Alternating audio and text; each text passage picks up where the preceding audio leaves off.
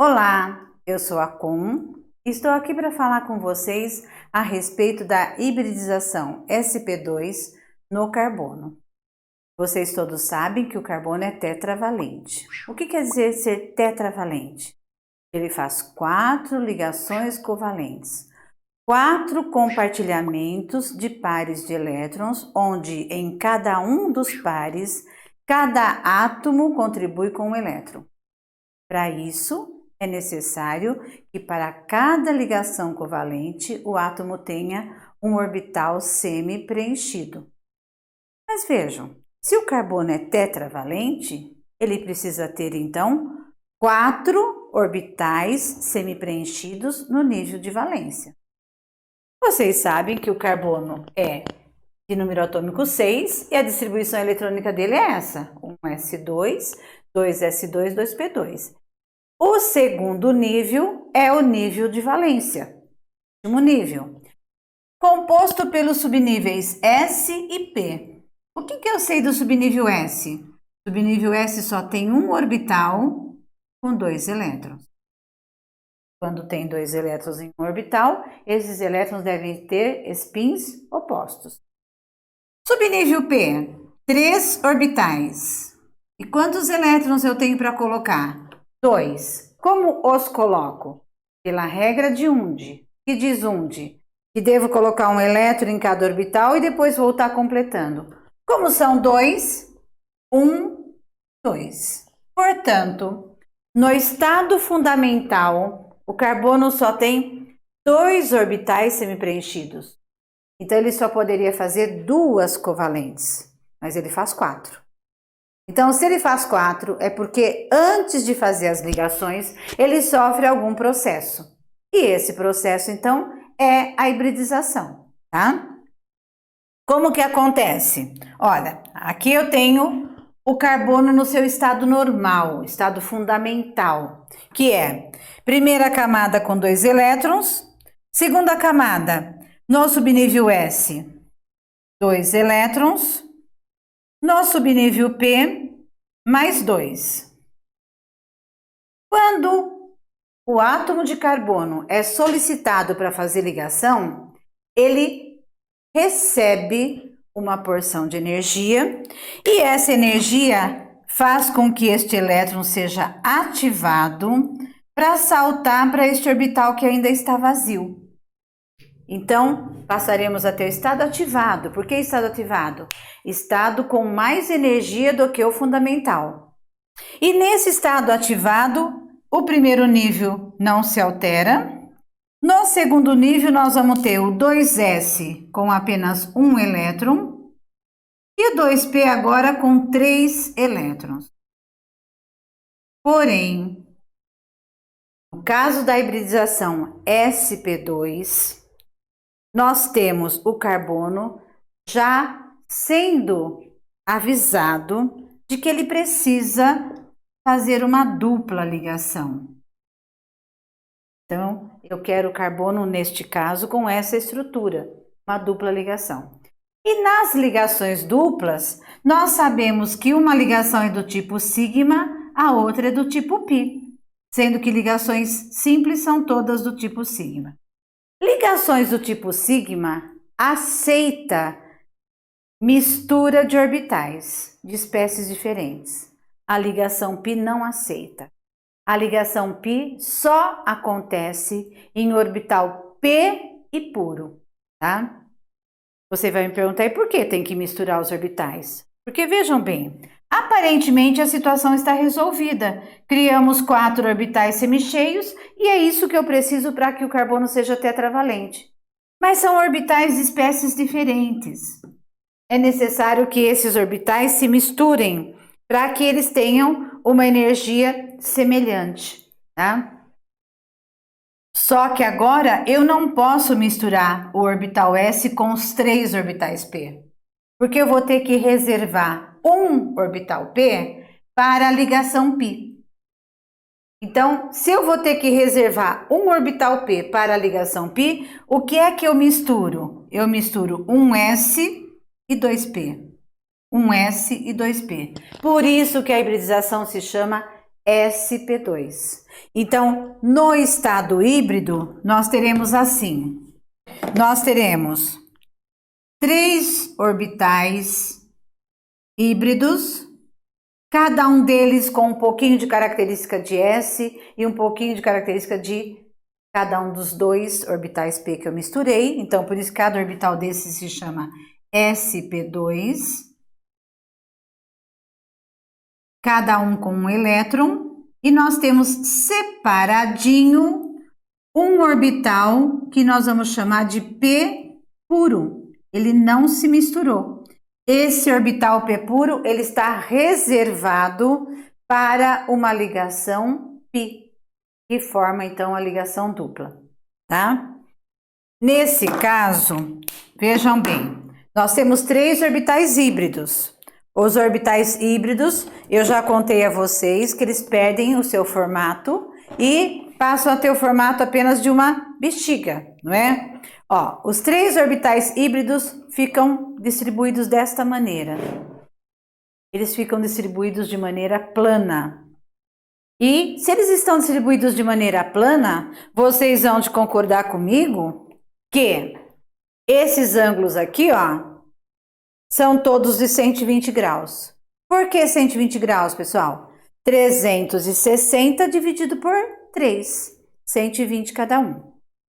Mas além desses 3 orbitais híbridos aqui, eu também tenho um orbital p puro. E o orbital p puro tem este formato. E eu, inclusive, fiz uns riscos para que vocês saibam que isso aqui é um orbital só e é um orbital p puro. Esse orbital p puro estará também nessa estrutura, no mesmo eixo. Então, olha aqui, ó. Vou encaixar o orbital p puro. Vocês estão vendo, ó? Os híbridos ficaram no plano onde está a minha mão. E o p puro é esse aqui. Opa! Vou colocar de novo. Isso acontece, né? Ó, então tá aqui. Esse é o p puro, olha, onde eu estou com as mãos é o p puro. E no plano eu tenho os 3 orbitais híbridos. Enxergaram? Agora, gente, eu quero desenhar isso na minha lousa. Né? Será que a gente vai ser capaz? Então, se alguém te perguntar qual é a geometria da hibridização sp2, a geometria da hibridização sp2, ela é trigonal plana. Por que trigonal? Tem a forma de um triângulo. Plana, porque está no plano. Esses 3 orbitais híbridos aqui estão no mesmo plano. E temos o p puro, né, colocado perpendicularmente ao plano onde eu tenho os híbridos, certo? Então, vamos tentar desenhar? No caso da hibridização sp2, nós vamos ter um orbital híbrido, outro orbital híbrido e mais um orbital híbrido. Eles estão todos no plano da lousa, com ângulo,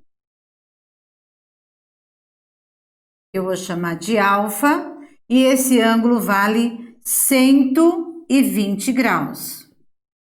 Esta geometria é a geometria trigonal plana, que algumas pessoas também chamam de geometria triangular, tá? E aí nós temos o orbital p puro. O orbital p puro está perpendicular a esses híbridos. Então, o p puro está aqui, ó. Esse é o p puro.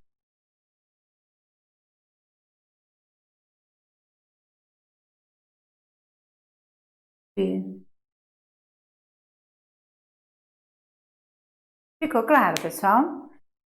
Quando é que eu tenho essa hibridização? Eu tenho essa hibridização toda vez que o carbono faz uma dupla e duas simples, que normalmente representamos desta forma quando nós não estamos preocupados com a geometria, e quando temos a preocupação com a geometria, temos o hábito de desenhar assim.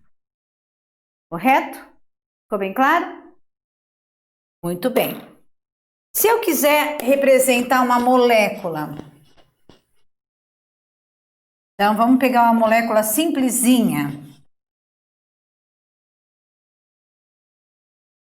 Nós vamos pegar a molécula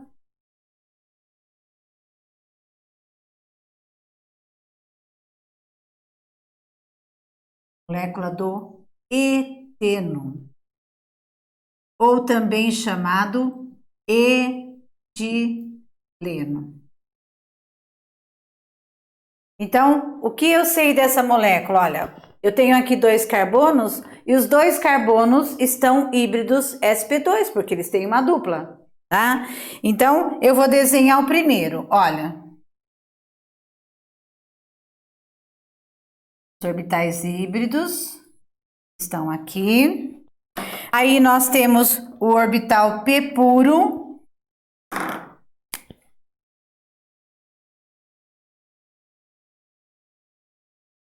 Esse carbono vai se ligar com outro carbono e na ligação dupla, uma ligação é do tipo sigma, a outra é pi, não é?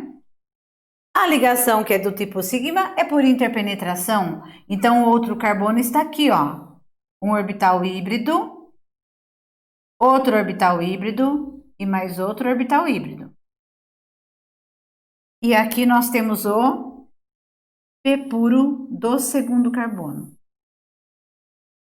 Então, essa ligação aqui é a ligação que aconteceu entre os carbonos do tipo sigma, sp2, sp2. Nos outros orbitais híbridos, quem nós vamos ligar?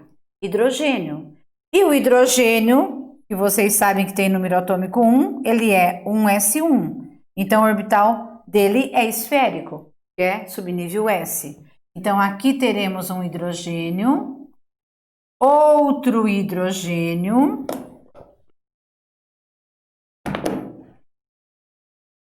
outro hidrogênio e outro hidrogênio. Os 2 hidrogênios do carbono 1 e os 2 hidrogênios do carbono 2. E os orbitais p puros farão a ligação π. E a ligação π nós temos o hábito de representar assim, através de 2 traços, ligando os orbitais. O que a gente sabe sobre a ligação π? Ela acontece entre orbitais paralelos. Foi exatamente o que ocorreu aqui, né? Então, em laranja, nós temos uma ligação π, que só acontece entre orbitais p puros. Aqui nós temos a ligação sigma, sp2 do carbono, S do hidrogênio. O mesmo acontecendo nesta. O mesmo acontecendo aqui, que não faz nenhuma diferença se eu escrever sp2. E o mesmo acontecendo aqui. Essa é a molécula do eteno, geometricamente representando as ligações através de orbitais. Ficou claro? Então vejam bem, toda vez que eu precisar usar o carbono com uma dupla ligação e 2 ligações simples, ele estará hibridizado por hibridização sp2, pela necessidade de deixar um orbital p puro separado, que não pode ser hibridizado. Ficou bem claro? Até mais!